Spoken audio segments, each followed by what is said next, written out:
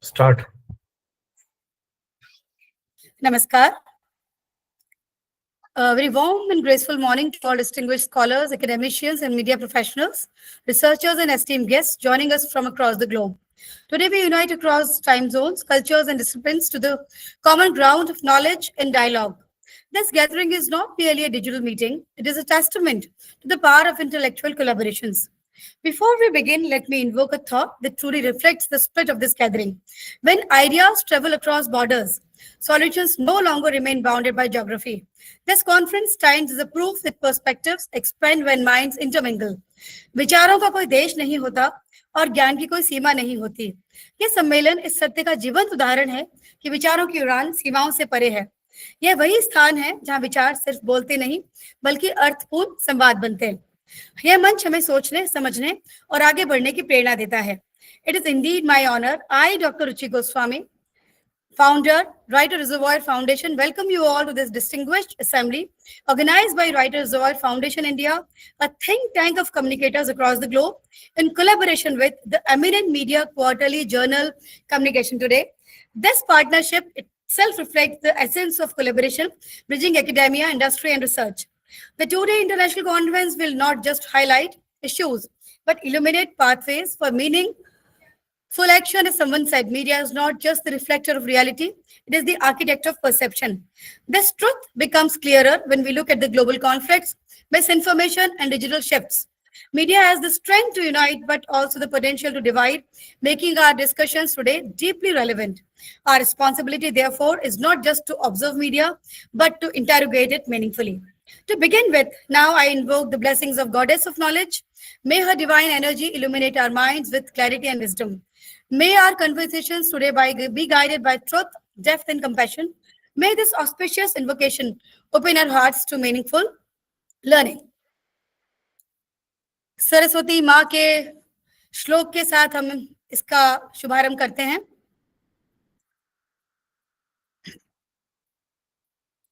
जय जय हे भगवती सुर भारती तव चरणौ प्रणमामः. जय जय हे भगवती सुर भारती तव चरणौ प्रणमामः.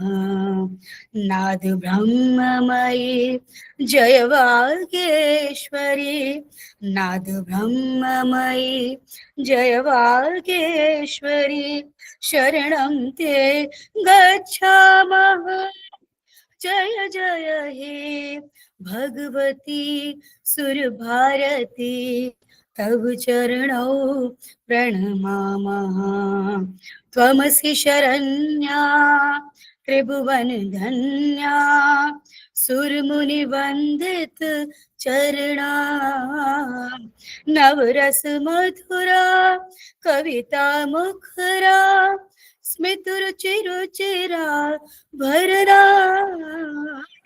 जय जय हे भगवती सुर भारती तव चरणौ प्रणमामः. तव चरणौ प्रणमामः. तव चरणौ प्रणमामः. As we begin this scholarly journey, may Ma Saraswati bless us with clarity, creativity, and purpose. Let knowledge flow like a serene river, steady yet powerful. Let understand bloom like lotus rising above distractions. And may every participant find new insights and enrich both scholarship and humanity. As a gesture of respect and academic goodwill, we now felicitate our distinguished speakers with a digital bouquet. Even though we meet on a virtual platform, our regard and reverence remain as heartfelt as ever.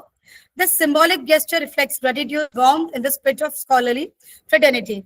It reminds that honor transcends spaces and technology, reaching directly from one heart to another. Our respect to all our dignitaries.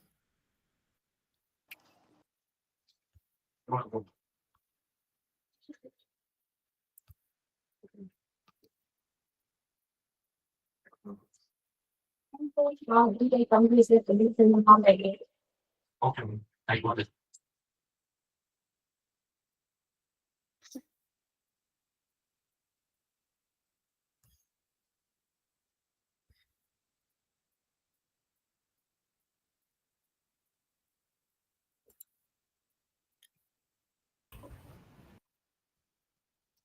Asta, shall we move ahead? Yeah. To formally welcome all our dignitaries and participants, I invite Dr. Aditi Pareek, Senior Assistant Professor, IIS University Jaipur, and Treasurer, Writers Zohar Foundation, for the welcome address. She has been a guiding pillar in shaping this conference from conceptualization to execution. Her support and enthusiasm have set a tone of inclusivity and intellectual vibrancy. We are deeply grateful for her leadership and dedicated involvement. Do the honors, Aditi. नमस्कार. Thank you Ruchi ma'am. ज्ञान ही वह दीप है जो अंधकार को प्रकाश में बदल देता है. आई, Dr. Aditi Pareek, it is my profound honor to extend a warm and heartfelt welcome to all esteemed dignitaries, speakers, panelists, researchers, academicians, and participants joining us for the two-day online international multidisciplinary conference on global issues and media response, jointly organized by Writers Reservoir India and Communication Today, the renowned 29-year-old bilingual media journal. Today, we are privileged to be joined by distinguished guests whose presence enriches both the intellectual and cultural spirit of this conference. We have with us Professor K.G. Suresh, Director, India Habitat Center, New Delhi, as keynote speaker. Professor Naveen Chandra Lohani, Vice Chancellor, Uttarakhand Open University, Haldwani, for his presidential address. Guest of honor, Dr. Rajiv Kumar Panda, Dean School of Mass Communication, KIIT deemed to be University, Bhubaneswar. We welcome you, sir. विचार जब मिलकर चलते हैं तो परिवर्तन की राह स्वयं बन जाती है. Our journey together has been one of collaboration, learning, and continuous enrichment.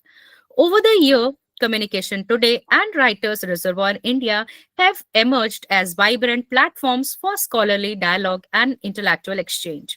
Both organizations have consistently championed critical discussions on media, communication, technology, culture, and society, whether through landmark conferences, national and international webinars, or capacity building workshops. Earlier this year, our jointly organized academic initiatives, such as the week-long workshops on AI in research, redefining methodology, empowering analysis, social media, understanding platforms, audiences, and content types, and research-refined tools, techniques, and thinking, have received overwhelming participation from scholars across India and abroad. These programs brought together experts from various disciplines and empowered participants with valuable insights and hands-on experience in emerging research and media trends. Our international conference on digital dynamics, global trends and challenges also created a powerful forum where esteemed scholars and media leaders shared their vision for a technologically evolving world. The enriching panel discussions, thought-provoking keynote addresses, and enthusiastic participant engagement set a strong foundation for continued global academic collaboration. Today's conference builds upon that legacy, providing a multidisciplinary space to explore some of the most pressing global issues and the media's pivotal role in shaping public understanding, response, and action.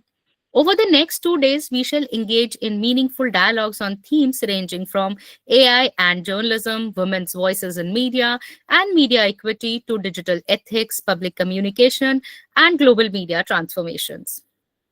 Under the constant inspiration of our patron, Professor Dr. Sanjeev Bhanavat, this platform continues to grow as a lighthouse for students, scholars, and professionals.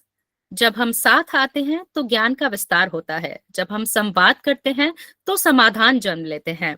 As we begin this two-day academic journey, I express my heartfelt gratitude to all dignitaries, experts, delegates, and organizing members.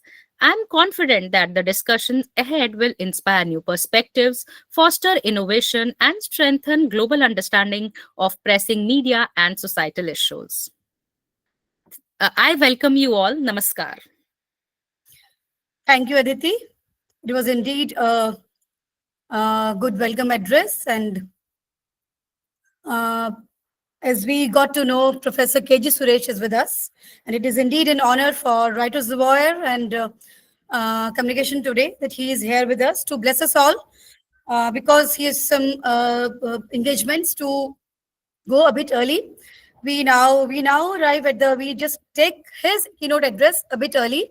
We now arrive at the intellectual heart of the inaugural address. Professor KG Suresh is with us. Professor KG Suresh, Director, India Habitat Center, New Delhi, has been a former Vice Chancellor, Makhanlal Chaturvedi, National University of Journalism and Communication, served as the Director General IIMs in New Delhi. Professor Suresh is recognized as one of the India's most respected media thinkers and communication leaders. Senior journalist, turned media educator, academic administrator, and institution builder with over 3 decades of hands-on experience in industry, academia, and in administration. We welcome you, sir. As VC MCU shifted campuses to 3 brand new state-of-art premises at Bhopal, Rewa, and Datia, implemented NEP 2020 and started new departments including cinema studies and Indian languages, established community radio station and studies also. As DG, IMC played a pivotal role in getting the institution into the deemed to be university status, introduced Indian language programs in Marathi, Malayalam, Sanskrit, and Urdu, launched new media department and community radio empowerment centers, acquired land and started construction of permanent campuses at Jammu, Maharashtra, and Kerala. As founder, Dean established the School of Modern Media at UPS Dehradun also. A moment this significant deserves a timeless line. In turbulent times, truthful communication is not just a duty, it is an action of courage. Professor Suresh has consistently exemplified this courage throughout his illustrious career. His voice has guided national conversations, shaped media ethics, and inspired generations of journalists and scholars. His keynote today promises to offer clarity, depth of direction. In an era of misinformation, Professor Suresh insights become even more indispensable. His ability to decode complex media realities with simplicity and precision is unmatched. His keynote will serve as a compass of all discussions in this conference. With deep respect, admiration, and anticipation, I now invite Professor KG Suresh for the keynote address. We welcome you, sir. Thank you so much. Namaskar and a very good morning to all of you. What a pleasure meeting the who is who of media education on screen today. I see so many of my friends. I see, of course, I would call the media stalwart, media guru, Professor Sanjeev Bhanawat, my dear friend, and somebody who continues to inspire years after his retirement, who is, I would say, a 24 into 7 into 365 walking, talking dictionary of media. And what communication today has done, thanks to its consistency in publication of the journal, I would say, as somebody who has headed several media institutions, that big institutions have failed to come out regularly with, their journals as much as Professor Bhanawat has come out with communication today. So he is not only a talker, but he is also a doer. So it's always a pleasure attending his conferences. And of course, my former colleague and my young friend, Dr. Rajiv Kumar Panda. It's such a pleasure. Namaskar, sir. Namaskar. Namaskar. Meeting him, Professor Lohani, the Honorable Vice Chancellor, and of course, Ruchi ji, Aditi ji. I see so many friends here. Balaji is also there from BHU. What a pleasure. I wish I could see the entire screen.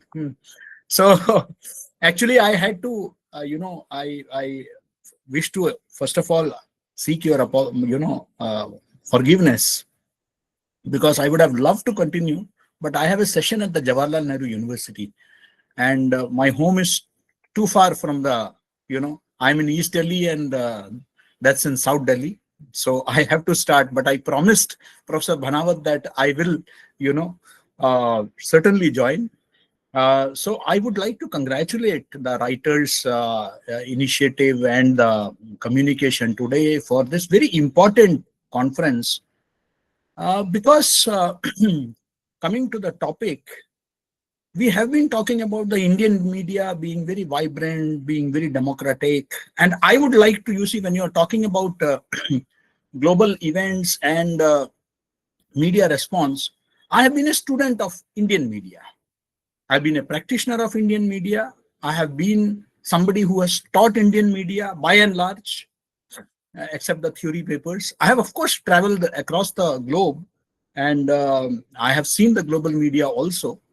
But I must say that, I have been largely working with Indian media, and I've made comparative studies with the global media. So I would like to talk about the Indian media response, how we have been responding to.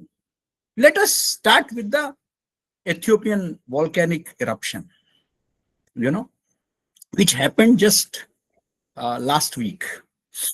What was our response? I'm sitting in Delhi, which is perhaps the most polluted capital in the world.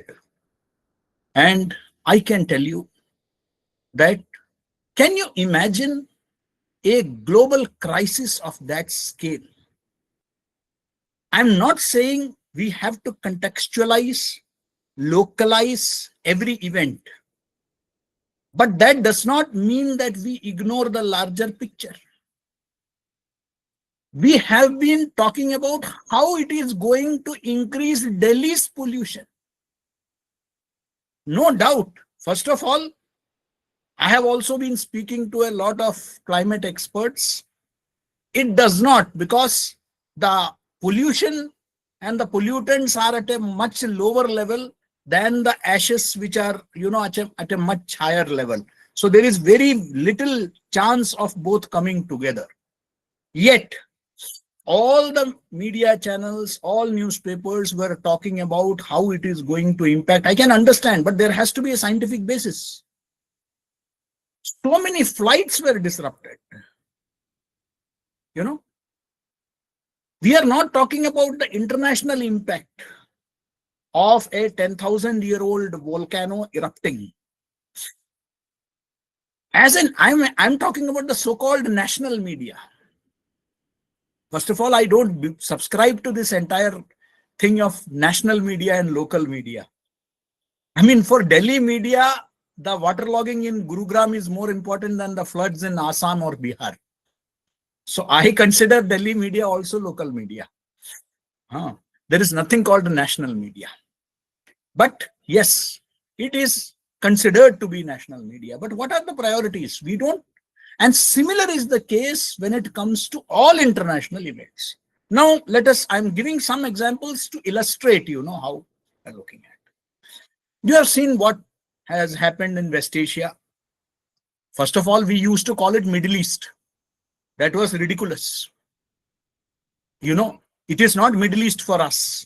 It is West Asia for us. For a long time, Indian media used to refer to that region as Middle East. It was for the Western people, Western countries, that it was Middle East.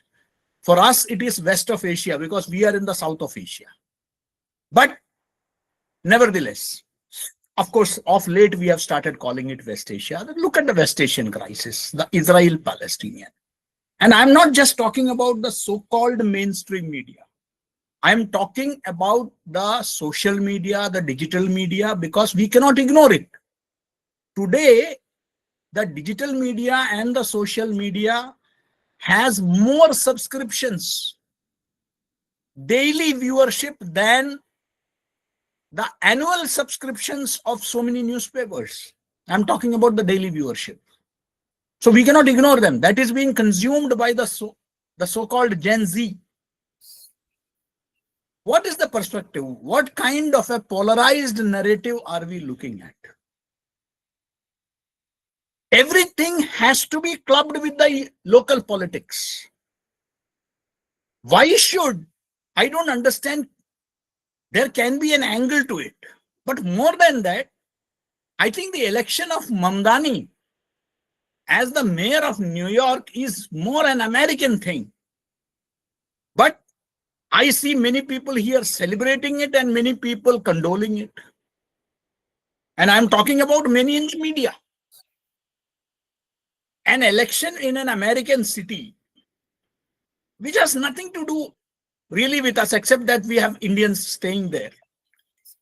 And this gentleman does not even say he is Indian, though both his parents are of Indian origin. He says that he is from Uganda. Okay.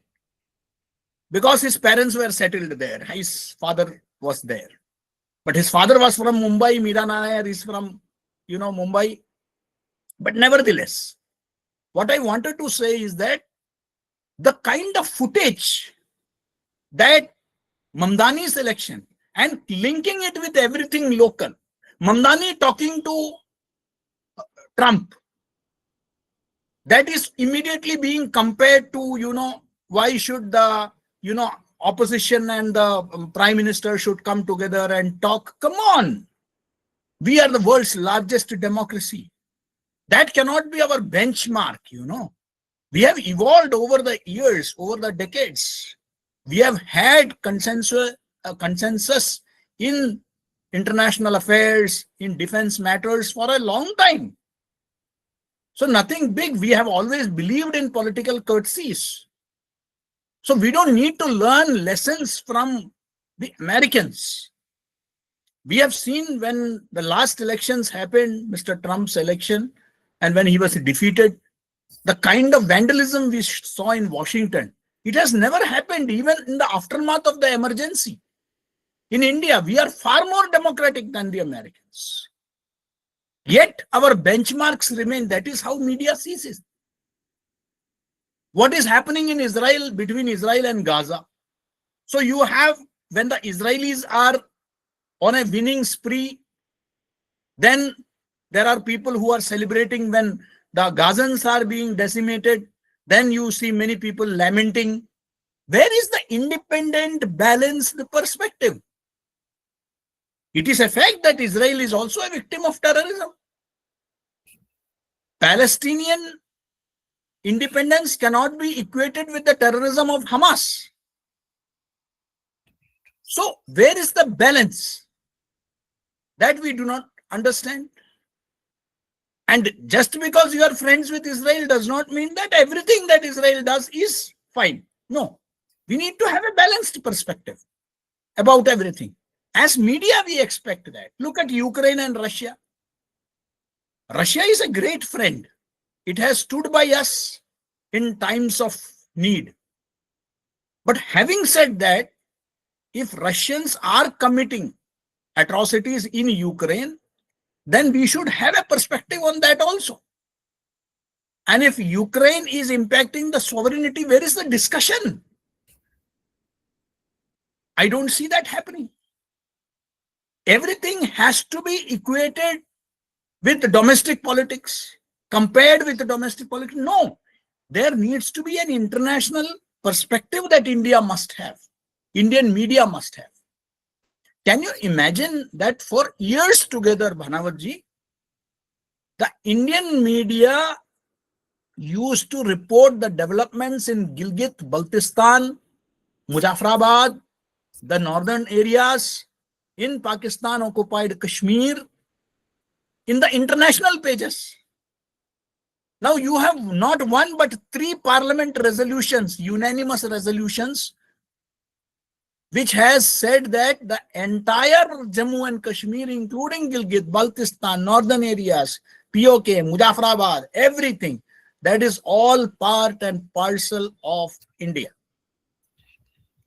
If that is the case, then why, when developments are taking place in these places, why they have, can you imagine, in our Jammu and Kashmir assembly, we have seats reserved for Gilgit and Baltistan in the assembly.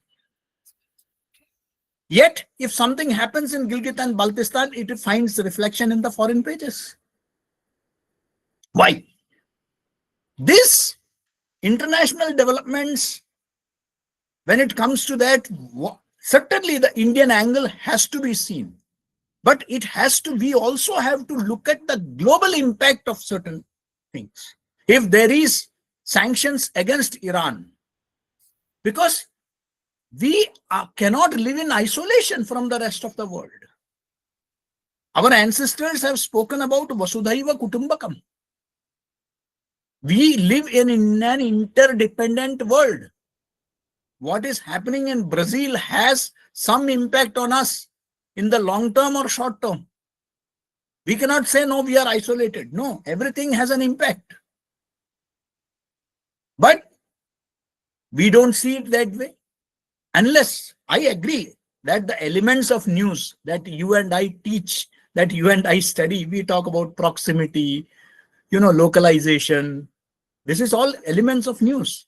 But having done all this, okay, when we talk about the Ukraine crisis, we have to talk about the Indian medical students there. I agree.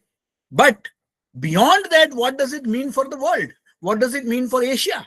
What does it mean for, the global politics? That also has to be analyzed. So whenever global media events take place, so that makes our Indian media, we cannot say global media. This is not the case when you read the New York Times.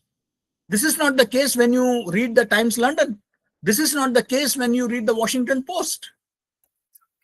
When you read these newspapers, they give a global outlook. Whether you agree with them or not, that is not the issue. But they give. And that is why international media platforms, despite their local coloring, have a global audience, which we don't have.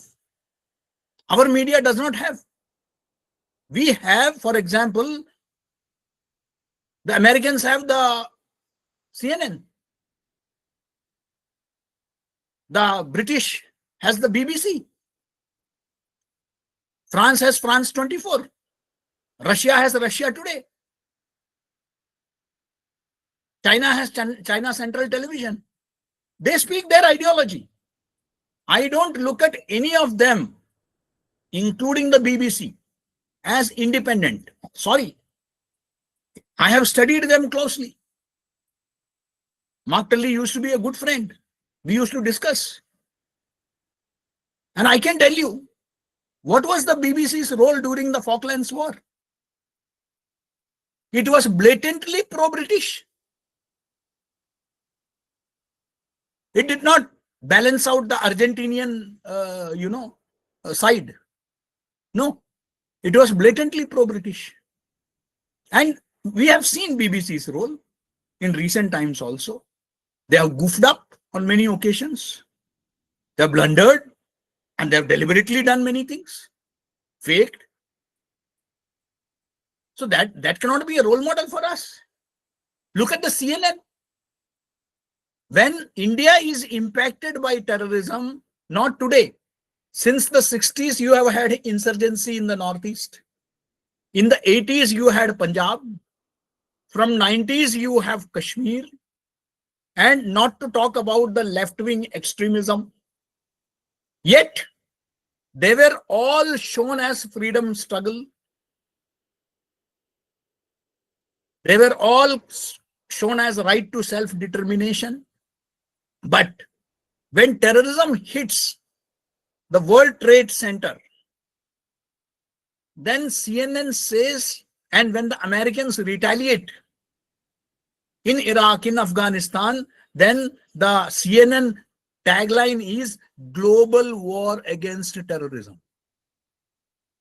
Global war against terrorism. America's war is global war. My war is right to self-determination.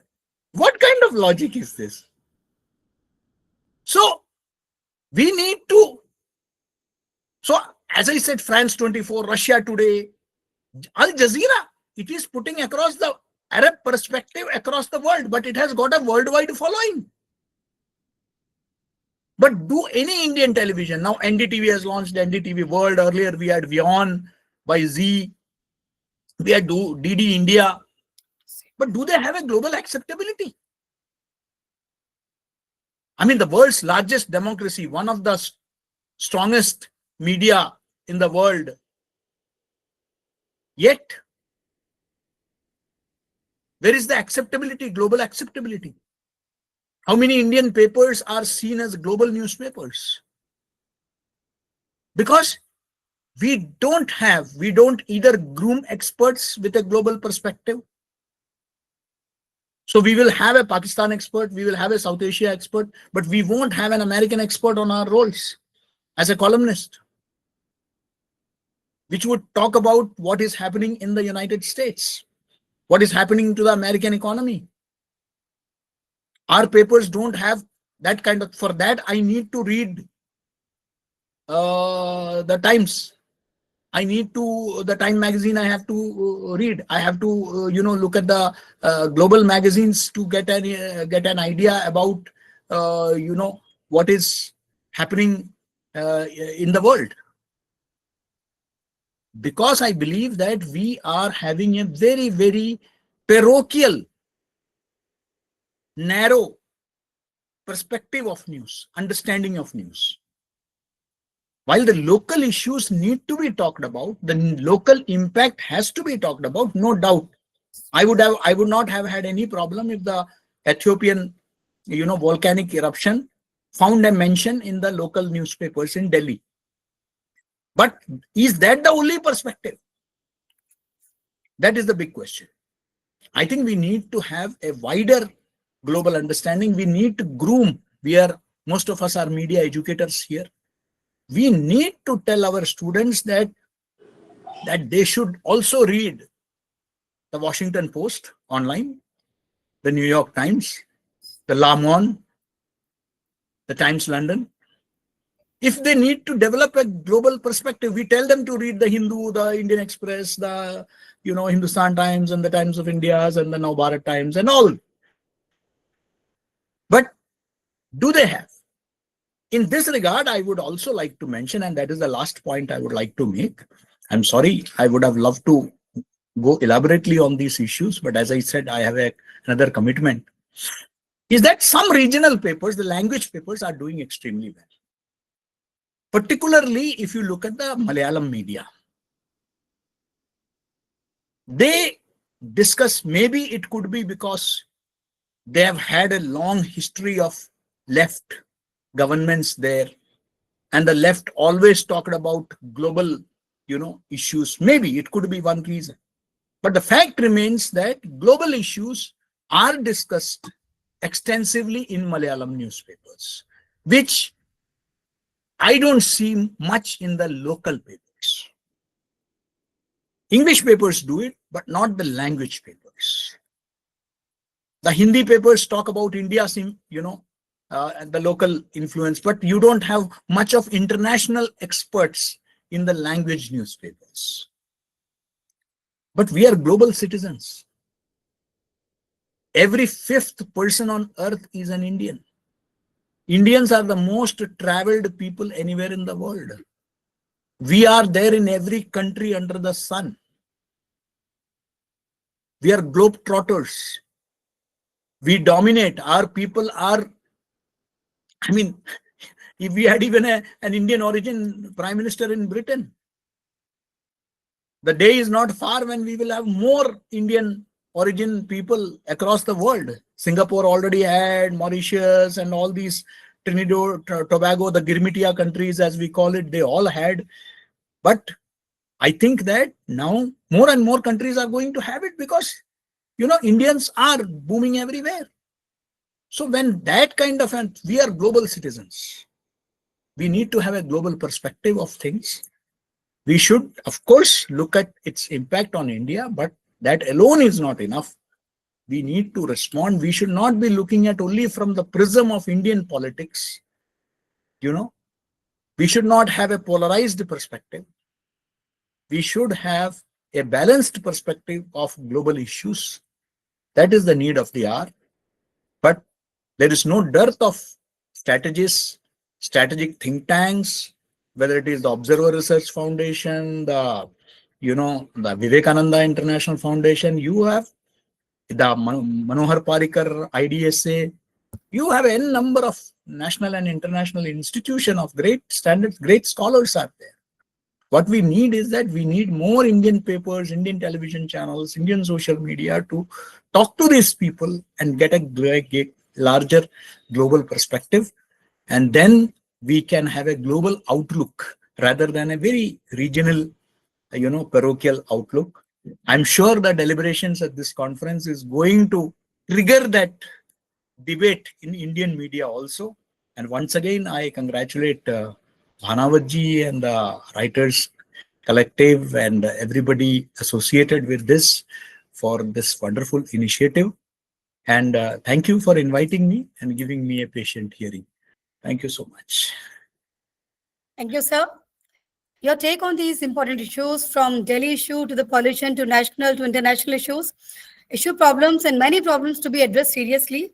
The national media, the international media, the local all are embedded towards the responsibility. And the discourses, conference addressing today and tomorrow will open doors, definitely open doors to come up with some adequate solutions, as we all have some responsibilities towards our society also.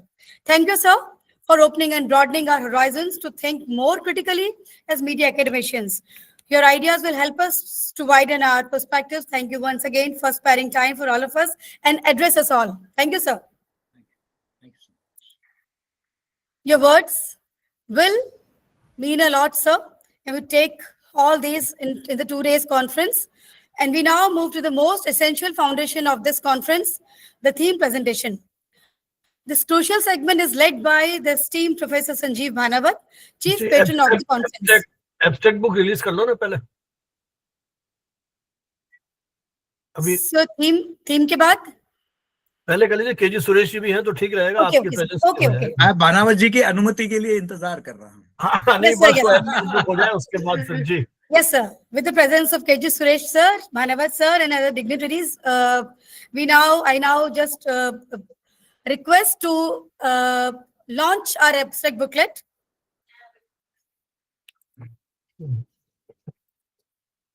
Astha is doing the honors. It is beautifully designed by Astha sir.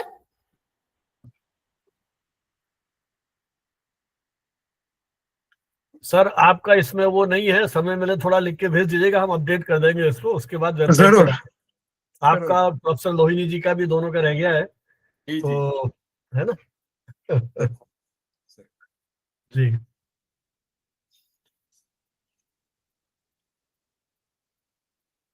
करीब 60 papers अपने को contribute हुए across the country and from outside America Other countries also.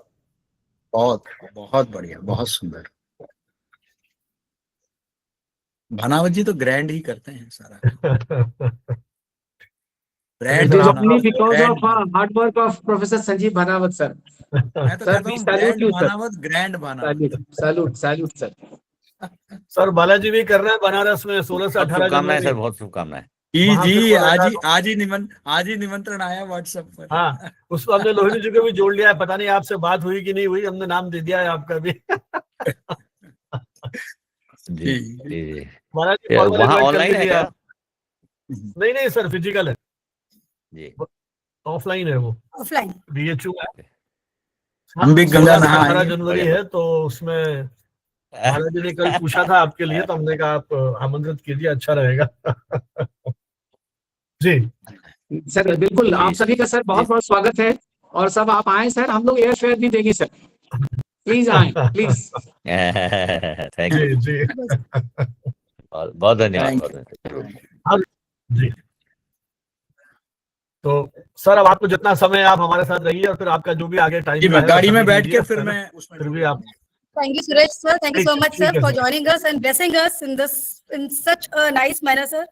Actually, हम academicians को इस तरह के orientation की सर बहुत ज्यादा जरूरत है। कई बार हम लोग सर 5 यूनिट्स में स्टक होकर रह जाते हैं। ये मेरा ही प्रॉब्लम नहीं है सर, सभी का प्रॉब्लम है। तो कई बार इस तरह के ओरिएंटेशन से और आप लोगों की इन बातों से हम लोगों को बहुत ज्यादा एक पावर मिलता है, एक एनर्जी मिलता है सर, कि अपनी सोच का दायरा बढ़ाए हम लोग। Actually this is need of the hour sir. Thank you, Thank you, sir. Thank you, sir. जी सुरेश सर को मैं मिली थी दिल्ली में सर, अगर आपको याद है तो। जी जी बिल्कुल। Thank you sir. you. Let's move ahead. Ji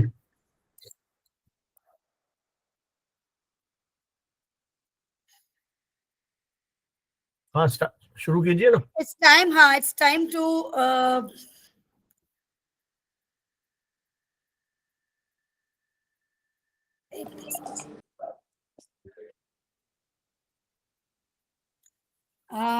we now invite Sanjeev Bhanawat sir, Chief Patron of the conference, for theme presentation. चलिए बहुत बहुत आभार professor Ruchi Thank you, sir. श्रद्धेय प्रोफेसर के जी सुरेश जी, आदरणीय प्रोफेसर नवीन लोहनी जी, भाई राजीव पांडा जी और इस सेमिनार में देश विदेश के अलग अलग अंचलों से जुड़े हुए हमारे प्रतिभागीगण और हमारी जो पूरी टीम है, आस्था है, अदिति, रुचि, ऐश्वर्या, बबीता, दीपशिखा जी आदि सभी ने इस कॉन्फ्रेंस को जिस तरह से इम्प्लीमेंट करने में योगदान दिया है, उन सभी के प्रति अपना आदर सम्मान प्रकट करते हुए प्रोफेसर केजी सुरेश जी ने बहुत विस्तार से जो हमारी वैश्विक चुनौतियां हैं उनका जिक्र किया और किस तरह से भारतीय मीडिया के साथ साथ वैश्विक मीडिया उन पर अपनी प्रतिक्रिया व्यक्त कर रहा है, उसका बहुत ही सारगर्भित आपने विवेचन विश्लेषण किया। क्योंकि पूरी दुनिया का आपने भ्रमण किया और एक पॉलिटिकल जर्नलिस्ट के रूप में भी आपने इन सारी समस्याओं, सारी चुनौतियों को बहुत निकटता से देखा है, तो मुझे लगता है उसी जब वो प्रस्तुत कर रहे थे तो उनका वो जो एक पूरी जो भावना एक तरह से उसके साथ जुड़ी हुई थी, तो इसलिए उन्होंने बहुत ही गंभीरता से उन मुद्दों को विशेषकर भारतीय परिप्रेक्ष्य में व्याख्यायित किया और एक वैश्विक दृष्टि विकसित करने की जो उन्होंने बात की, मुझे लगता है वो आज की एक बहुत ही बड़ी आवश्यकता है। आज जब हम एक ही स्क्रीन पर दुनिया के अलग अलग हिस्सों से जुड़े हुए हैं, देखिए ये भी शायद इस तकनीक का ही चमत्कार है, तो केवल एक तकनीकी उपलब्धि नहीं है, बल्कि ये हमारा संवाद, सहयोग और साझा चिंताओं पर एक साथ मिल बैठकर सोचने समझने का एक ऐतिहासिक कहना चाहिए कि मोड़ पर हम खड़े हैं। ये जो विषय हमने इसीलिए निर्धारित किया था कि आज हम बहुत सारी ऐसी चुनौतियों से जूझ रहे हैं जो विश्व में लगभग हर व्यक्ति कहीं ना कहीं महसूस कर रहा है। उस पर मीडिया का क्या रेस्पॉन्स है, इसीलिए हमने सोचा कि विषय प्रासंगिक रहेगा समकालीन दौर में, और वैश्विक मीडिया जिन चुनौतियों से जूझ रहा है उसमें हम उसकी भूमिका को भी कहीं विश्लेषित करने की कोशिश करें। कुछ महत्वपूर्ण चुनौतियां हैं, जलवायु संकट और पर्यावरण असंतुलन, जिसकी बात अभी केजी सुरेश जी ने भी की। किस तरह से ज्वालामुखी विस्फोट से उसका एक असर हुआ, किस तरह से हमारी फ्लाइट्स जो है उस पर व्यवधान आया। तो मीडिया की जिम्मेदारी होती है कि जो पर्यावरणीय आपदाएं हैं ये केवल खबर का विषय नहीं बने, कहीं उसकी एक जो पूरी पृष्ठभूमि है उसका विवेचन विश्लेषण किया जाए। केदारनाथ की त्रासदी, उसने हमारे यहाँ की मीडिया को इस बात के लिए उद्वेलित किया कि किस तरह से वो सारी उस सीमा तक या उन स्थितियों तक हम पहुंचे हैं, उसका पूरा का पूरा एक विश्लेषण हमें यहाँ इन माध्यमों में देखने को मिलता है। इसी प्रकार कोविड ने जिस तरह से एक वैश्विक संकट या चुनौती हमारे सामने प्रस्तुत की, उसने हमें एक तरह से इस बात की ओर प्रेरित किया है, बाध्य किया है कि हम व्यक्ति के स्वास्थ्य को लेकर के कहीं वैश्विक स्तर पर हमें प्रयोग करने होंगे, व्यवस्था करनी होगी, क्योंकि बिना जानकारी के किस तरह से डर फैल सकता है, आशंकाएं फैल सकती हैं, सूचनाओं और अफवाहों के बीच में मीडिया किस तरह से एक संवेदनशील तरीके से और निर्णायक तरीके से अपनी भूमिका का निर्वाह कर सकता है।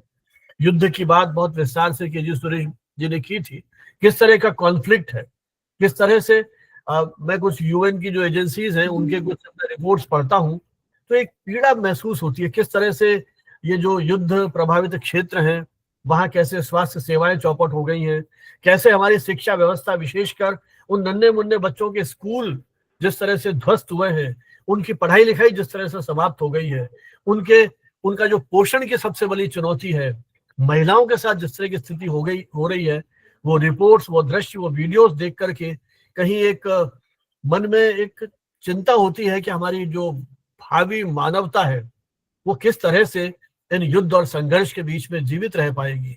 आज मीडिया सिर्फ रिपोर्टर नहीं है, मुझे लगता है कि वो इस तरह के संकटों का एक विश्लेषण करता है, उसका प्रभाव का विश्लेषक है, और एक तरह से वो पूरी एक कथानक को भी निर्माण करने की दिशा में आगे बढ़ता है कि कैसे हम रणनीतियां तैयार करें, कैसे हम शांति, मानवीयता और अधिकार इन सब के साथ मिलकर के इस दुनिया को बेहतर बनाने की दिशा में कार्य कर सके। एक नया खतरा जो हमारे सामने और आया है वो है साइबर सुरक्षा को लेकर के। अभी मैं पढ़ रहा था कि ये जो 24 नवंबर महिला हिंसा के विरुद्ध एक दिन जो सेलिब्रेट किया जाता है, वहां से लेकर के 10 दिसंबर ह्यूमन राइट्स डे जो है, मानव अधिकारों का जो एक अंतर्राष्ट्रीय दिवस है, ये 16 दिन की यात्रा में एक प्रयोग यूएन विमेन ने किया कि किस तरह से महिलाओं के खिलाफ डिजिटल हिंसा को समाप्त किया जाए। ये जो इस तरह के प्रयोग हैं, तो ये जो साइबर का या जो इंटरनेट का जिस तरह से विकास हुआ है, इसने हमारी निजता के साथ खिलवाड़ किया है। डीप फेक के साथ साथ आपकी फोटोज को जिस तरह से छेड़ा जाता है, हमारी निजता को जिस तरह से सार्वजनिक किया जाता है, और एआई ने तो ये चीजें बहुत आसान कर दी हैं, तो वो जो पीड़ित पक्ष है उस पर कितना बड़ा इसका प्रभाव पड़ता होगा, इसकी हम कल्पना कर सकते हैं। तो आज वैश्विक स्तर पर AI, deep fake, data privacy, इन विषयों पर जिस तरह से बात हो रही है, आज से कुछ वर्ष पहले शायद ये अकादमिक विषय होंगे, लेकिन ये अकादमिक विषय नहीं रह गए। ये हमारे जनजीवन से जुड़ी हुई ऐसी वास्तविक चुनौतियां या समस्याएं हैं जिस पर मीडिया को भी कहीं वैश्विक चेतना जागृत करने के लिए आगे आना होगा, इनके प्रभावों को समझना होगा और एक डिजिटल एथिक्स या डिजिटल नैतिकता को करना होगा। फेक न्यूज, भ्रामक खबरें, भ्रामक सूचनाएं, इसको लेकर डिबेट होती रहती है कि फेक न्यूज जो एक्सप्रेशन अभिव्यक्ति है वो ठीक है या नहीं है। कुछ लोग कहते हैं खबर फेक नहीं हो सकती है, तो वो कहते हैं इसे फेक इंफॉर्मेशन, भ्रामक सूचनाएं कहना चाहिए।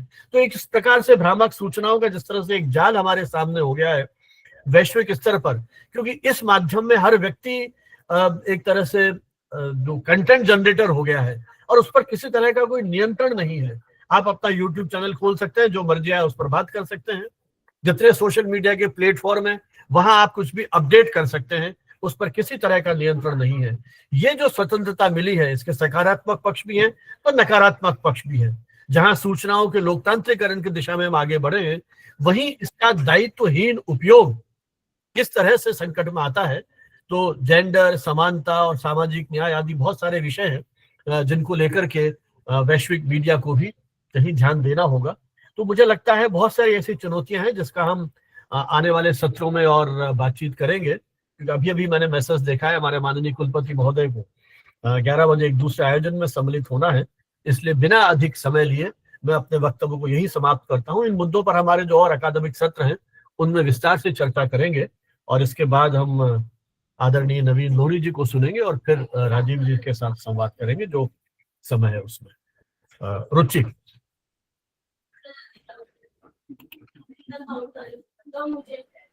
रुचि,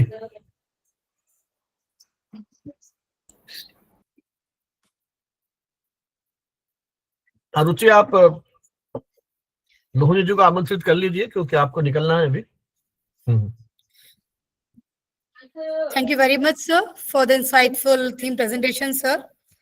Now I respectfully invite Professor Naveen, sir, for his presidential address. I would like to just show some light on his journey. We're deeply honored to have with us Professor Naveen Chandra Lohani, Honorable Vice Chancellor, Uttarakhand Open University, Haldwani. A recipient of Shabd Shilpi Samman, he is an exemplary administrator, brilliant academician, and visionary leader. Professor Lohani has led numerous transformative initiatives in open distance learning. His leadership demonstrates the true power of education in bridging divides and expanding access. Professor Lohani is the Vice Chancellor of Uttarakhand Open University, Haldwani, appointed on July 24, 2025. He is an experienced educator with over 35 years of teaching experience and has held leadership roles such as Dean, Director of Distance Education, and Coordinator of NEC and IQSC. His accomplishments include authoring 12 books, publishing 85 research papers, and supervising numerous PhD and MPhil scholars. Before we invite him, let me share a thought that resonates with his stature. Leadership is the ability to translate vision into reality through wisdom and humility. Professor Lohani embodies this blend of vision and grounded leadership. His life works reflect his deep belief in education as a tool for empowerment. Under his guidance, learning becomes a space for possibility, growth, and innovates. और एक क्षण को अर्थपूर्ण बनाता है विचार। नेतृत्व आदेश देने का काम नहीं, एक दिशा दिखाने की कला है। Professor Lohani's presence today enriches our conference with that very direction. We are truly privileged to have him preside over this session. With great honor and admiration, I now respectfully invite Professor Naveen Chandra Lohani for his presidential address. Sir, the stage is all yours. Thank you ma'am, thank you, बहुत धन्यवाद आदरणीय professor Bhanawat साहब, हमारे साथी professor KG. Suresh ji, इस कार्यक्रम में जुड़े हुए प्रोफेसर राजीव कुमार पांडा साहब, आस्था जी, रुचि गोस्वामी जी, अदिति जी और आप सभी मित्र जो ऑनलाइन इसमें जुड़े हुए हैं। मैं आप सबको धन्यवाद करता हूं कि हम लोग आज दुनिया के हिस्से में जो जो चीजें देख रहे हैं उससे जुड़े हुए एक महत्वपूर्ण विषय पर बातचीत कर रहे हैं, क्योंकि वैश्विक मुद्दे हैं और दुनिया जब भी किसी विषय पर विचार करती है तो मीडिया की प्रतिक्रिया या मीडिया की उस पर जो भी प्रवृत्तियां आती हैं, जो भी उसमें जिस स्वरूप में मीडिया उसको लेता है, उससे दुनिया को उससे मार्गदर्शन भी मिलता है, उससे वो प्रेरित भी होते हैं और कई बार वो जो नैरेटिव बनता है उससे दुष्प्रेरित भी होते हैं। तो बहुत तरह के विषय हैं। आदरणीय केजी सुरेश जी ने, भानावत जी ने और इससे आगे पीछे अभी आप मित्रों ने कुछ कुछ बातें उसमें रख दी हैं। मैं समझता हूँ क्योंकि जिस तरह का विषय आज हमारे राइटर जर्नल और हमारे मीडिया क्वार्टरली कम्युनिकेशन टुडे की तरफ से उठाया गया है, ये भारतीय जो समाज है उसके लिए बहुत महत्वपूर्ण है कि हम इस विषय पर बातचीत करें। वैश्विक स्तर पर भी सौभाग्य से मुझे जहां जहां देखने और काम करने का अवसर मिला, मुझे ये लगा कि मीडिया के जो टूल हैं वो किस तरह से दुनिया को अलग अलग हिस्से में प्रभावित कर रहे हैं। और आज के दिन वैश्विक स्तर पर जितने भी तरह के विभाजन हैं या जितने भी तरह की वैचारिकी है या जितने भी तरह के अपने स्वार्थ या कार्य हैं, उनमें मीडिया की उपस्थिति से वे प्रेरित भी होते हैं। और हम वैश्वीकरण के हिस्से में आज एक गांव बन गए हैं, तो जरूर ये जो मीडिया जो कभी एक अखबार या पत्रिका से शुरू होता था, जिसको अब हम ये देखते हैं कि तमाम दुनिया में 1 मिनट में कोई भी व्यक्ति अपनी पहुंच बना ले रहा है, तो उससे हमारी जो अंतर संबंध है समाज के और संस्कृति के और विकास के जो सवाल हैं, उन सब पर हमारी प्रतिक्रिया मीडिया देता है। अब दुनिया में अगर हम देखते हैं तो अर्थव्यवस्था से लेकर राजनीति और स्वास्थ्य, पर्यावरण सब एक दूसरे को प्रभावित करते हैं। कोरोना एक देश में शुरू होता है, पूरी दुनिया में फैल जाता है। ऐसे ही एक देश की के बैंकों की अर्थव्यवस्था बिगड़ती है या एक जगह मार्केट खराब होता है तो सारी दुनिया प्रभावित होती है। आज के दिन हम लोग ये देखते हैं कि चाहे मिडिल ईस्ट है या नॉर्थ यूरोप है या फिर पश्चिम के हिस्से में हम लोग देखें, जब जब कहीं पर भी युद्ध के बादल आने वाले होते हैं तो पूरी दुनिया उससे भी प्रभावित होती है। तो इसका मतलब ये है कि जिस जलवायु परिवर्तन को, ग्लोबल वार्मिंग को, प्राकृतिक आपदा को, जैव विविधता को हम लोग केवल स्थानीय और क्षेत्रीय हिस्से तक सीमित सोच रहे थे, आज मीडिया ने उसको व्यापक तौर पर समझा है। और इंटरनेट की दुनिया से हम इन अलग अलग मुद्दों को, चाहे वो पर्यावरणीय संकट के हैं, चाहे वे स्वास्थ्य संबंधी चुनौतियां हैं, चाहे वे राजनीतिक अस्थिरता और उससे जुड़े हुए संघर्षों के विषय हैं, या आर्थिक असमानता से जुड़े हुए और तमाम तरह के विषय हैं जिसमें वैश्विक व्यापार है, मंदी है, बेरोजगारी है, धन का संतुलन है, इन सबको मीडिया कैसे प्रस्तुत करता है, युद्ध को, शरणार्थी संकट को, आतंकवाद को, मानवाधिकार के उल्लंघन के विषयों को, या फिर कोविड जैसी महामारी या वैक्सीन डिप्लोमेसी से लेकर के तमाम तरह की मीडिया की भूमिका वहां कैसे दिखती है, ये सारे विषय हैं जो आज के दिन हमको राष्ट्रीय अंतर्राष्ट्रीय स्तर पर मीडिया की प्रतिक्रिया से प्रेरित करते हैं, प्रभावित करते हैं।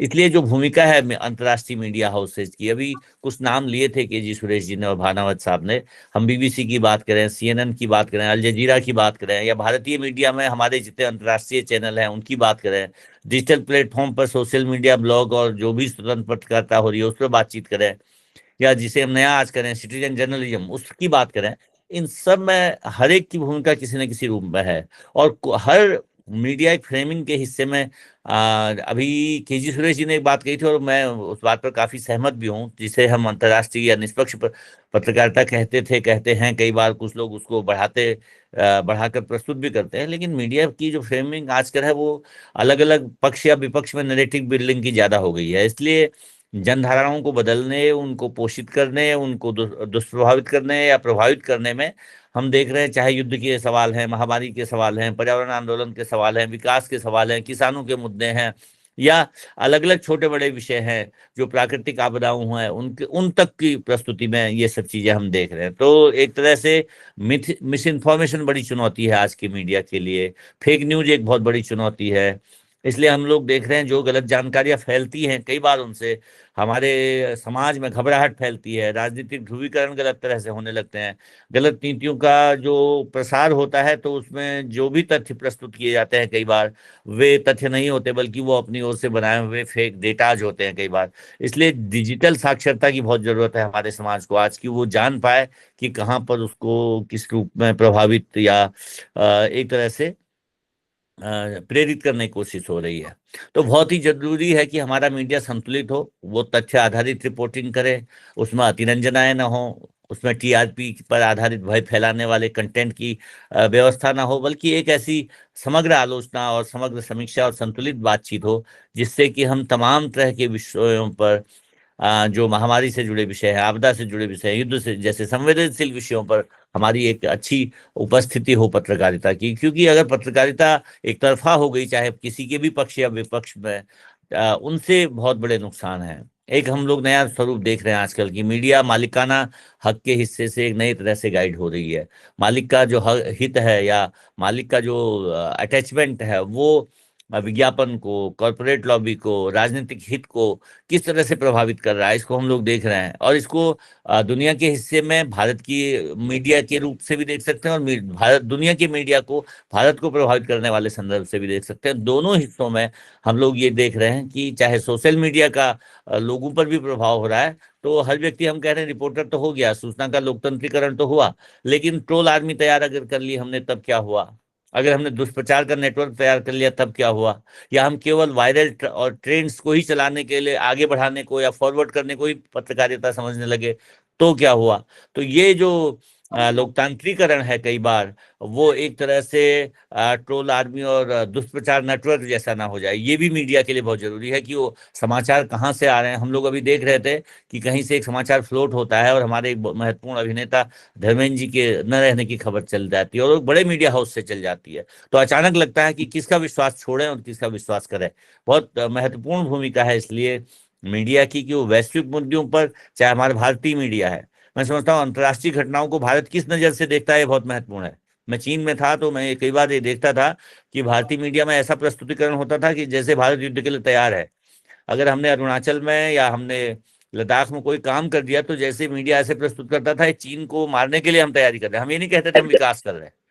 कई बार ये ऐसा प्रस्तुत होता था कि वो घटनाएं दूसरे दूसरे तरह से प्रस्तुत हो रही है, जबकि हमें अपना वैश्विक संतुलन, बैलेंस संतुलन अंतर्राष्ट्रीय घटनाओं के या भारतीय घटनाओं के संदर्भ में भारतीय मीडिया को भी दिखाना चाहिए। एक हमारी जो आज भी अंतर्राष्ट्रीय एजेंसियों पर निर्भरता है खबरों को लेकर के, मैं ये समझता हूँ जो भी अंतर्राष्ट्रीय मीडिया से आ रही खबरें हैं, जो एजेंसियां हैं, वो अपने पक्ष को, अपनी बातों को, उनको टोन डाउन करती है या टोन अप करती है उस रूप में। इसलिए हम ये देखते हैं कि कैसे हमारी भूमिका बदले। जैसे कुछ मामलों में मुझे ध्यान है, चंद्रयान का हमारा सफल प्रक्षेपण हुआ, या G20 हमारा चला, या महामारी प्रबंधन पर हमारी सरकार ने जो काम किया उसको हमारे देश की मीडिया ने बहुत अच्छी तरह से प्रस्तुत किया। लेकिन कई कई मुद्दों पर हम लोग ऐसा देखते हैं कि उससे हमारा ग्लोबल पक्ष, हमारा एक अंतर्राष्ट्रीय छवि है, वो प्रभावित होती है। इसलिए जरूरी है कि मीडिया नीति निर्माण पर बात करे। वो जनमत को प्रभावित करने वाला एक बड़ा पक्ष है। तो इसलिए वो चाहे पर्यावरण संरक्षण है, सार्वजनिक स्वास्थ्य है, अंतर्राष्ट्रीय संबंध है, उन पर एक स्वस्थ बहस हो। वो खाली हाय हाय और वाह वाह वाली खबरें ना हो, और वो केवल इसलिए ना हो कि हमें जोर से चिल्लाकर अपनी बात कह देनी है। मैं ये समझता हूँ कि जो भविष्य की दिशा है हमारी, उसमें AI ड्रिवन पत्रकारिता भविष्य में किस तरह से होगी। आजकल हम देख रहे हैं किस तरह से नए नए तरह के प्रयोग पत्रकारिता में हो रहे हैं। हमारे यहाँ एंकर्स के तौर पर AI के जनरेशन खड़े होने लगे हैं। मल्टीनेशनल जो फैक्ट चेकिंग के नाम पर जो हो रहा है, मुझे कई बार ये लगता है जो फैक्ट चेकिंग है वो वास्तव में फैक्ट चेकिंग है, या वो भी एक तरह से अपना एजेंडा पेश करने का तरीका हो गया। इसी तरह से मीडिया शिक्षा और डिजिटल साक्षरता, उसको इतना विस्तार देने की जरूरत है भारत के संदर्भ से या दुनिया के लिए भी, कि अगर हम वैश्विक मुद्दों पर, जो भी जटिल मुद्दे हैं उन पर जो भी प्रतिक्रिया दें, जो भी जनमत तैयार करने की कोशिश करें, जो भी नीति प्रस्तुत करें, वो समाज को बहुत ही संतुलित और मनुष्य केंद्रित या मानवता केंद्रित व्यवस्था में शामिल करे। तो ये बहुत जरूरी है। मैं समझता हूँ क्योंकि बहुत सारी बातें अभी होंगी 2 दिन तक, और जिस तरह की भी हमारे सेंसिटाइजेशन से लेके फियर मंगरिंग की बात हो रही है, बहुत ही अतिशयोक्तिपूर्ण कवरेज हो रहे हैं, या फिर पक्षपातपूर्ण और ध्रुवीकरण वाले कवरेज हो रहे हैं, या एजेंडा सेटिंग और एजेंडा फॉलोइंग के कवरेज हो रहे हैं, जो फेक न्यूज या डिस इन्फॉर्मेशन के कवरेज हो रहे हैं, वो सारी चीजें भारत के लिए या दुनिया के लिए अलग अलग तरह से दुख पहुंचाने वाले होते हैं। तो हमें भारत के संदर्भ में, अपने देश के संदर्भ में विशेषकर सोशल मीडिया के उस प्रयोग को सकारात्मक रूप में कैसे हम देखें, ये भी देखने की जरूरत है, और कैसे वो बैलेंस हो उस रूप में भी देखने की जरूरत है। तो आप सब जो मीडिया के महत्वपूर्ण लोग हैं, उनके माध्यम से लोगों को ये मार्गदर्शन मिलेगा कि कैसे तो मीडिया साक्षरता फैलाई जाए हमारे देश में, क्योंकि वो भी जरूरी है कि सब कुछ सत्य नहीं है, सब कुछ असत्य भी नहीं है। लेकिन जो भी स्कूल पाठ्यक्रम बने, जो भी ट्रेनिंग प्रोग्राम्स बने और जो भी पत्रकारिता को प्रोत्साहित करने वाले काम हो, उनमें आप की हमारी सबकी जहां भी जिम्मेदारी है, वहां पर हम ऐसे लोगों को, ऐसे प्रशिक्षित मीडिया साक्षर लोगों को तैयार करें जो अपने आप भी देख सकें। तो मेरा अंतिम बात मैं यहाँ से समाप्त करूंगा कि हम मीडिया को तथ्यों के माध्यम से देखने की कोशिश करें तो लोकतंत्र मजबूत होगा। मीडिया अगर हमें तथ्य दिखाएगा तो जनता प्रशिक्षित होगी और हम लोग मीडिया के प्रति एक बेहतर भरोसे के साथ जिएंगे। फिर भी अंतिम बात के साथ ये बात कि आज भी मीडिया एक ऐसा पक्ष तो है जो दूसरों की चिंता, दूसरों के सरोकार और दूसरे के कष्टों को अपना कष्ट मानकर आगे बढ़ने वाले लोग इसमें बहुत सारे थे हैं। इसलिए उसकी आज बार बार हमें लगती है कि उसकी भूमिका ऐसी हो जाए जो वास्तविक भूमिका हो। मैं समझता हूँ इस पर हमारे 2 दिन तक बहुत सारे विषय आएंगे और वैश्विक मुद्दे और मीडिया की जो प्रतिक्रिया है उस पर हमारे विद्वान और भी विचार प्रकट करेंगे। मेरी एक मजबूरी भी है और आदरणीय भानावत साहब ने जब निर्देशित किया कि 11 बजे तक ये संपन्न हो जाएगा, तो मैं चूंकि आज देहरादून में अपने एक कार्यक्रम में हूँ और मुझे 11 बजे से उस सत्र में उपस्थित होना है, तो मैंने सर से इसलिए कहा कि मुझे अनुमति दे दीजिएगा। तो उसके लिए बहुत धन्यवाद। मैं बहुत आभारी हूँ कि आपने मुझे इसमें जोड़ा और हम आगे भी जुड़े रहेंगे। और मेरे लिए तो मीडिया एक हिंदी विषय की तरह ही एक मेरे लिए जरूरी विषय है जहां आप सब मित्रों से मार्गदर्शन मिलता रहेगा। बहुत धन्यवाद। नमस्कार। Thank you sir. Thank you. Thank you, sir. Your words have set a strong intellectual foundation for the entire conference. The clarity with which you navigated the dynamic interplay between global issues and media responses has added value to the conference. Your insights will continue to resonate with each session and each participant. We now move ahead to a very special segment, the Guest of Honor Address. It is our proud privilege to welcome Dr. Rajiv Kumar Panda, Dean School of Mass Communication, KIIT, deemed to be University Bhubaneswar, a seasoned academic leader, distinguished media educator, and visionary administrator. Dr. Panda has continuously shaped learning environments that cultivate critical thinking and creative impression. Dr. Panda's contributions have consistently illuminated the path for countless learners, researchers, and professionals. His guidance stands as a beacon of academic integrity and an innovative pedagogy. His presence today, no doubt, strengthens the purpose and prestige of this conference. In the realm of media education, his work reminds us of another powerful truth. Great educators do not merely teach, they awaken curiosity. And curiosity is the foundation of every intellectual journey, including ours today. With immense respect and admiration, we now invite our guest of honor, Dr. Rajiv Kumar Panda, to address us all. Sir. Thank you, Ruchi Madam. Am I audible perfectly? Yes, sir. Yes, sir. Honorable and revered patron of this conference, Professor Sanjeev Bhanavat sir, a legendary professor of journalism, whose retirement has only magnified his energy and commitment to the field. A visionary academic who once single-handedly steered his university department with unmatched leadership. A scholar as humble as he is brilliant, and someone I have had the privilege to know closely through continuous workshops at his department for more than 8 years, an association that became not just professional, but a ritual of learning and inspiration for me. And I always admire Sanjeev Bhanavat sir as if someone is using this online platform, which, like we can say the only good thing that has, came out after the COVID, that COVID virus, that aftermath. If someone is using this online platform effectively, so the only person, like Sanjeev Bhanavat sir, he is doing lots of, online talk sessions, lots of, online conferences. So I'm thankful, sir, you invited me, to be part of this international conference. Illustrious keynote speaker, Professor K.G. Suresh sir, in his absence here, who is a dynamic and charismatic media leader and erudite scholar and electrifying speaker that we witnessed the way, he gave his like keynote speech today. Former Vice Chancellor of Makhanlal Chaturvedi University, and like his guidance as a BOS member of my like KIT School of Mass Communication is a privilege that we deeply value. Then our respected presidential address speaker, Professor Naveen Chandra Lohani, sir, Honorable Vice Chancellor of Uttarakhand Open University, an eminent academic administrator who has championed the cause of open and inclusive education with remarkable dedication. Distinguished organizers from Communication Today and the writers Reservoir of India, Aditi Madam and Astha Saxena Madam, distinguished academicians, Dr. Bala Lakhendra sir from like BHU. I also saw Nisa Madam, all the researchers from across the globe, media professionals, delegates, students, and honored guests. As the Dean of 3 schools here, School of Mass Communication, School of Fashion Technology, and School of Film and Media Science, and also I am representing our community radio, Kalinga Bharati 90.0 FM. So I humbly say Jai Jagannath and Namaskar to all of you. I also express, like my deepest gratitude, though the photograph is here, like to my honorable founder, Professor Achyuta Samanta sir, founder of KIT, KIS and KIMS, a global humanitarian who has given the world KIS University, Kalinga Institute of Social Science, the world's first and largest fully free and fully residential KG to PhD university for 40,000 underprivileged indigenous students.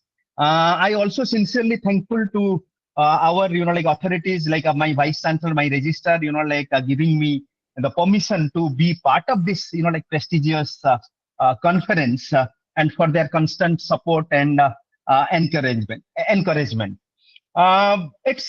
like my honor and privilege to join all of you today as guest of honor for this prestigious 2-day online international multidisciplinary conference on global issues and media response 2025.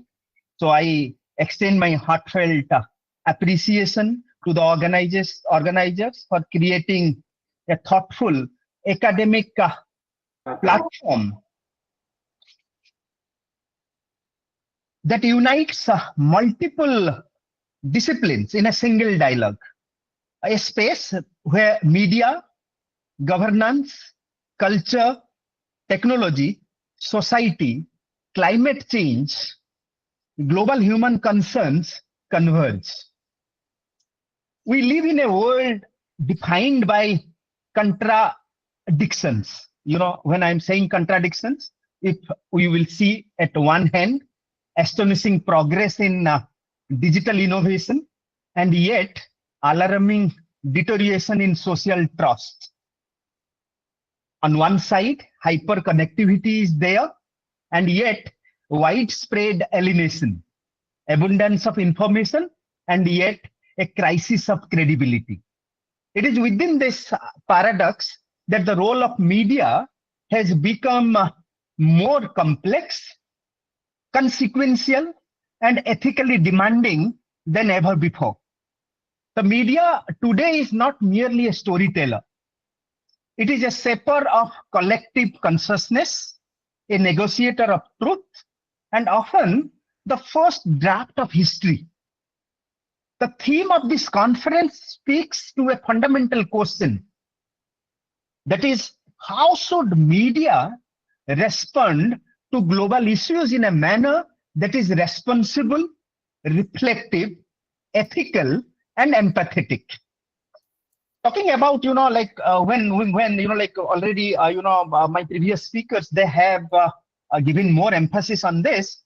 If we will examine the contemporary scenario, the global issues today span across the way, like geopolitical conflicts that is going on and humanitarian crisis, climate change and environmental displacement, artificial intelligence and the dilemmas of automation, public health emergencies and access to healthcare, polarization, misinformation, and post-truth politics, migration, gender inequality, and cultural identity, data privacy and algorithmic surveillance, economic instability, and youth unemployment. So many, contemporary scenarios, like that is there. The media has been the window through which societies understand these issues. However, mere coverage is not enough. The real responsibility lies in contextualization, verification, compassion, and clarity. The way, like Professor K.G. Suresh, Professor Sanjeev Bhanawat sir, and Professor Lohani sir, represented. Let us, like I'm giving you some, example, few realities. I will discuss some global issues. Then, I will also, come back to the Indian context, and also, I will give certain parameters, how our Indian knowledge system, Bharatiya Gyan Parampara, is the solution to, all these problems. So talking about some, global examples, if you will see, when the Amazon rainforest wildfires broke out, so global media amplified the public awareness, influencing nations to accelerate climate policies. But at the same time, if you will see, the limited coverage of floods in sub-Saharan Africa revealed the imbalance in global news priorities. Talking about humanitarian crisis, during the Russia-Ukraine war, international journalists brought stories of families separated by conflict to the world's conscience, reinforcing empathy, but also raising concerns about the ethics of war imagery. Because, many times, there is a very thin line of difference between sympathy and empathy, but nowadays, rather than sympathy, we should be more empathetic in our nature. Let me give you one example. Last week, I was delivering a lecture at one of the faculty development program in Assam University, Silchar, and being, the dean of this, 3 schools. So one of my students was bitten by a dog, and he called me directly. So I was there. So my sympathy, if I could have applied sympathy to that student, easily I could have told that, dear, I am not in the campus. Please talk to someone who is present in the campus. So that is sympathy. But what is empathy? What I did, because I was empathetic towards, my students. So what I did was, I contacted my office, I contacted my administrative officer, and throughout the process of, his medical checkup, so I was continuously connected to that student.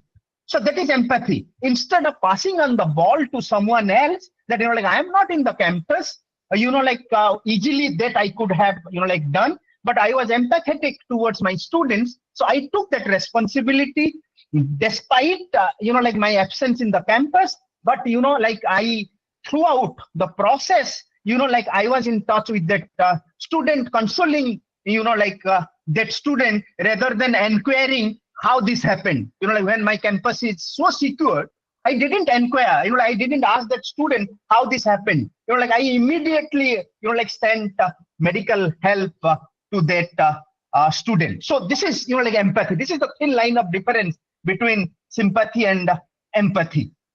And if you will see, I was reading a book by Satya Nadella, CEO of Microsoft, very nicely, he has also described, what is the difference between sympathy and empathy. If you will see, after Satya Nadella became the CEO of Microsoft, all the products of CEO are more empathetic in nature rather than sympathetic. Talking about another example, digital public health communication. So during COVID-19, effective media campaigns in countries like New Zealand and Vietnam that helped control panic and misinformation, whereas the infodemic in many regions, including India, it created fear, vaccine hesitancy, and mistrust. Now we have seen the way, I should be very, apolitical, but the way, few leaders like the created a kind of fear. But when, like it comes to take the vaccine, so they were, like in the, like like they were in the queue first, to have those, like vaccine. So we should not, like create a kind of fear. We should not create a kind of hesitancy and, like mistrust. If, like we will see how Indian media has responded to, like major crisis, major issues, talking about climate and environmental disasters. If we will see the coverage of Kerala floods in 2018, and even if the cyclone Foni that happened in Bhubaneswar, Odisha in 2019, that showcased the media's power to mobilize nationwide solidarity, humanitarian relief, and crowdfunding support.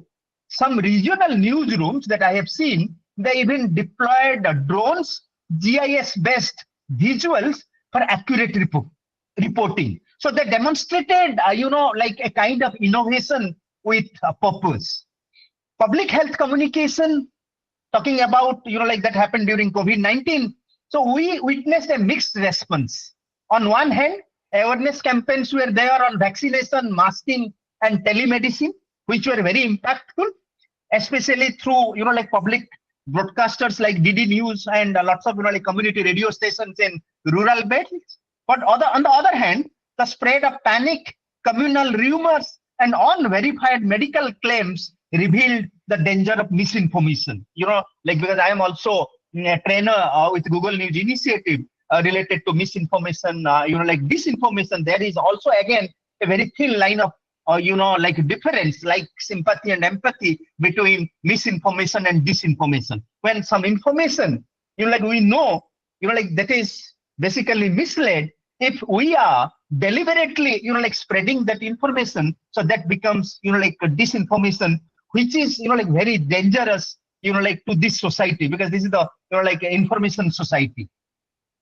When talking about, like mass movements and social sensitivity, during the Nirbhaya case, 2012, the media played a historic role in demanding accountability, strengthening public debate on women's safety, and ultimately, if you will see, triggering legal reforms. Talking about migration and labor rights, we have seen the famous picture during 2020, like lockdown, the reverse migration of workers, like the Pulitzer Award winning, unfortunately died, like Danish Ali, like in Afghanistan. We have seen the picture of, like the migration workers during the lockdown. So that was, like one of, the most powerful visual narratives in recent Indian journalism. So if you will see, all these examples show that when media acts responsibility, it protects democracy and human dignity. When it doesn't, the social cost is immense. And all the previous speakers, they all have discussed about, like this social cost, which is immense. Now, this is not the age of breaking news.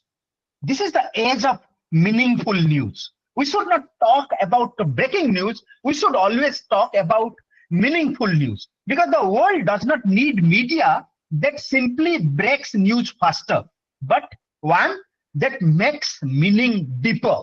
Because everyone nowadays is a, like journalist. So we need journalism that goes beyond episodic headlines and adopts a long-form issue-based approach, bridging data and humanity, because everyone is talking about data. So we should bridge data with humanity. We should, bridge analysis with empathy. We should bridge speed with accuracy. So the newsroom of the future, they must balance the rigor of facts and the responsibility of impact. And we have seen, like India's media ecosystem, like if you will see, they, like offer both inspiration and introspection as well. They have inspired us, and as on the other hand, they should also introspect, like all these things. We have seen, like at the time of coverage of Chandrayaan-3, because that was a milestone in science communication. Like we didn't just celebrate ISRO's success, but like explaining lunar missions in simple language to, like lakhs of students and young dreamers. like that was a kind of inspiration that was created by India's, like media ecosystem. But in contrast, when we see election coverage, too often, like it is gets reduced to, like personalities and verbal combat rather than analysis of unemployment, farmer distress, healthcare, education, or climate vulnerability. So, but the way, like all the speakers, they told, so this contrast, if you will see, it reveals a deep truth. Like media must evolve from the TRP-driven narratives to evidence-driven narratives. Because at the age of, like this, the rise of digital media, the rise of artificial intelligence, lots of, like ethical challenges are there. Like all the speakers, they, discussed about deep fakes, the immersive technologies, the algorithm-driven news ecosystems. Like I always tell, like my smartphone knows me better than my wife and my children. Because, like many informations, like that is there. Like maybe, like my family members are not aware that, like I am delivering a lecture, like I'm delivering this, like guest of honor, like address here. But my telephone knows this because, like the internet is on and I have given, like the access of microphone, like to this device. So this smart device, like knows me, like better than, like other people, like who are socially connected to me. The challenge before us is not to resist technology. It is basically, we should humanize technology. I always, because, like my journey is completely zigzag from science, like from physics to film school to, like communication. So I always, like a strong advocate of, like technology. I always ask my students that use AI, and they surprisingly, like they look towards me. Like how this teacher is asking us to use artificial intelligence, doing assignments. But what I have done is, look, I told my students, see, if I will restrict you, definitely you people will use artificial intelligence, right? So why should I restrict you? It means, like if I will ask you people, to go to the bank, stand in a queue just to withdraw 100 rupees, will you people, like prefer to go to the bank? No, because UPI everywhere, like everywhere, like we have shown the power of technology to the world. Everyone, like even in the small kirana shops, like they are having that, barcode there, like a 5 rupees, 10 rupees, even if 1 rupee transaction, that is also possible. So, like I have, like told my students, whatever assignment you people will submit, I will ask you 20 questions out of that assignment. If you will answer 20 out of 20, then you will get full marks.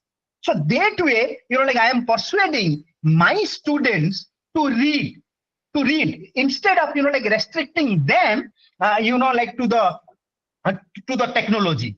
So technology must be used to liberate, but like I always say, like we should use technology to liberate creativity, but not to replace critical thinking. We have to, like that's why, like we always say that give good prompts. Like if you are not aware how to give good prompts to the artificial intelligence, then you people will not be getting, like good results. As educators, like and researchers, we also hold a crucial, like responsibility, because the next generation of media professionals must be equipped not only with skills, but also with, like moral clarity, cultural sensitivity. See, here Indian knowledge system, Bharatiya Gyan Parampara is, like coming in. Moral clarity, cultural sensitivity, analytical curiosity, and an unwavering commitment to truth. So if you will see, like Indian knowledge system as a response to this global crisis through media, like while the world searches for solutions to polarization, misinformation, ecological destruction, mental health distress, gender inequality, and social fragmentation, it is important to remember that we, the like people of India, we have historically nurtured knowledge systems that emphasize harmony between human beings, community, and nature. So the global conversation often seeks new frameworks, whereas India's civilization has long practiced old frameworks that are still relevant, scalable, and transformative. What does the Indian knowledge system offer? If you will see, and when talking about the global crisis, like polarization and hate, so Indian IK's insight, it says, Vasudhaiva Kutumbakam, the world is one family. So when people are talking about polarization and like all these hate speech, so we have given this beautiful thing, Vasudhaiva Kutumbakam. The whole world is just like like our family, the one family. When we are talking about ecological damage, so Indian knowledge system always emphasized Prakriti and Purusa balance. Humans and nature are interdependent. Like we should balance like both. When we are talking about mental stress and anxiety, so our Indian knowledge system has given us yoga, dhyana, mindfulness, pranayam, like emotional regulation and well-being. When we are talking about gender inequity, so already our like Ardhanarishwar and Shakti traditions, because we always celebrate feminine agency. When we are talking about information disorder, so Satyam Simbam Sundaram is there. We are talking about lots of information, misinformation, disinformation, but Satyam Shivam Sundaram is there because truth and ethics are like non-negotiable. We should be very truthful. We should be like very ethical. When like we are discussing about the global problem of individualism, because after this smartphone, like at the family we don't have time like to talk to each other. Everyone is busy with their individual smartphones. But Sarvodaya, like welfare of all above welfare of self. Like that we practice. I have seen Sanjeev Bhanavath, the kind of leader, like always, like nurture talent, like us, because, I always consider myself as a, like learning person, because that designation is permanent to me. So the crisis that we face today is not only technical or ecological, it is a crisis of values, compassion, and consciousness. So Indian philosophical tradition has always viewed communication as a responsibility, not merely as a profession. So when we are doing, like communication, we should do responsible, like communication. Lots of examples are there. If you will talk about Lokmanya Tilak's Kesari, Mahatma Gandhi's Young India. So those newspapers were not there for sensationalism. They were vehicles of truth. They were vehicles of, like reform. They were vehicles of collective good. Rabindranath Tagore's, like Santiniketan experiments were built on the belief that knowledge must generate wisdom, not ego or, like competition. So, Rajiv ji. Yes, sir. Just 2 minutes, sir. 11:30 agla session hai. Yes, just 2 minutes, sir. I will stick to the timing, sir. So, like in this sense, if you will see, Indian knowledge system encourages media dharma, because communication rooted in ethics, compassion, balance, and truth. So I should, like end with this, that, the Indian knowledge system does not ask us to choose between science and spirituality, economy and ecology, technology and humanity. It inspires us to integrate everything. And that is exactly what the world needs now. We have to integrate everything. Like we have to create that hybrid model, using, like all these vehicles. So before I end, like I express my deep appreciation to the organizers, scholars, and participants, like whose intellectual energy has enriched this, platform. So I am thankful. Jai Jagannath, Dhanyabad, warm regards from Kid Dim to the University. When you get some time to visit Bhubaneswar, don't forget to reach out to me, because I am here at Bhubaneswar. If you want to go to visit Lord Jagannath, so please connect to me. Thank you very much, sir, giving me, the opportunity to interact with all the participants. Thank you, Rajesh sir. Thank you very much for being there and sparing your precious time with all of us. As a token of respect and heartfelt gratitude, we felicitate all dignitaries with a thoughtfully designed digital memento. This gesture is a humble acknowledgement of their presence, their contribution, and the inspiration they bring to this platform. Each memento symbolizes our appreciation and carries with it warmth of our collected admiration. May this digital offering remain a reminder of shared ideas, meaningful dialogue, and collaborative efforts. I now request Asta Saxena, Aditi, and Aishwarya to do the honors.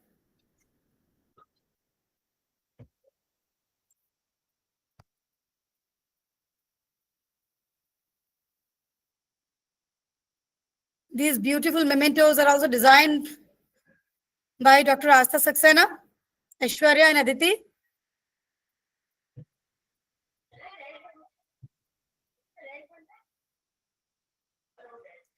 हो गया next रुचि continue कीजिए हो I now invite Dr. Asta Saxena for formally thank you all and formally present a vote of thanks to all of us. Also, I request Asta to apprise us all about the technical sessions of today. Thank you, Ruchi ma'am. I'm so sorry. I think we are having a construction going on, so I think the voice will distract. But then also, I would like to say that every conference plants a seed, and what we nurture afterwards become our collective future. So as we bring to the end of this inaugural session, it fills me with immense joy and gratitude to extend my heartfelt thanks on behalf of both Writers Reservoir India and Communication Today, two platforms I'm fortunate and proud to be a part of. My deepest gratitude goes to our esteemed guest whose presence enriched this occasion. I extend sincere appreciation to Professor Naveen Chandra Lohini sir, Vice Chancellor Uttarakhand Open University, Haldwani, for his thoughtful and motivating presidential address. I'm honored by the inspiring keynote address of Professor K.G. Suresh sir, Director, Indian Heritage Center, New Delhi. Warm thank you to Dr. Rajiv Kumar Panda sir, Dean, School of Mass Communication, KIIT, Deemed to be University, Bhubaneswar, for joining as a guest of honor and offering such valuable insights. I'm also grateful to all the session chairs, panelists, and reviewers. And with profound respect and appreciation, I want to acknowledge our chief patron, Professor Dr. Sanjeev Bhanavat sir. I cannot thank him enough in words. I speak to him almost every day, discussing, planning, and shaping ideas together, and I learn something new each time. His guidance, trust, and wisdom inspire me deeply, and I remain genuinely grateful for his constant support. My heartfelt thanks to the organizing team and my lovely friends for their dedication and hard work, Dr. Ruchi Goswami, Dr. Deepshikha Parashar, Dr. Aditi Pareek, Ms. Babita Sharma, Ms. Rama Chaudhary, and Ms. Aishwarya Mathur for their continuous efforts, thoughtful planning, and unwavering support, and for managing jobs, homes, and writers so beautifully. Finally, to all the participants and attendees, thank you for bringing your energy, curiosity, and presence to this conference. Your participation has given this session its true meaning and momentum. Thank you once again for making this inaugural session so beautiful.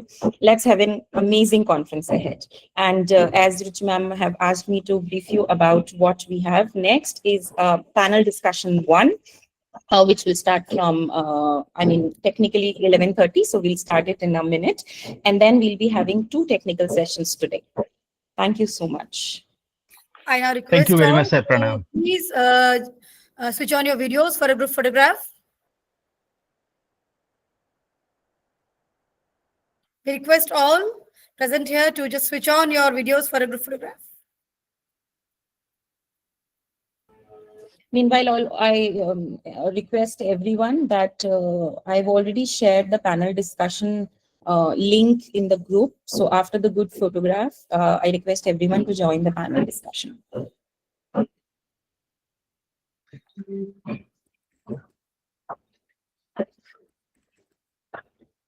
I've taken the photographs. Thank you, sir. Thank you, Rajiv, Okay, sir. thank you, sir. Thank you, Rajiv, sir. Thank you, K.G. Suresh, sir. Thank you, ma'am. thank you, Thank you, thank you, sir. Thank you, Bhanavat We sir. look forward to have you again in the upcoming conferences and seminars, sir. Thank you so much, sir. Thank you. Thank you, thank you, thank you, thank अभी you. तुरंत वो दूसरा group जो है उसमें join कर लीजिए, वो उधर शुरू हो गया है उधर, है ना? जी, sir. जी. Thank you.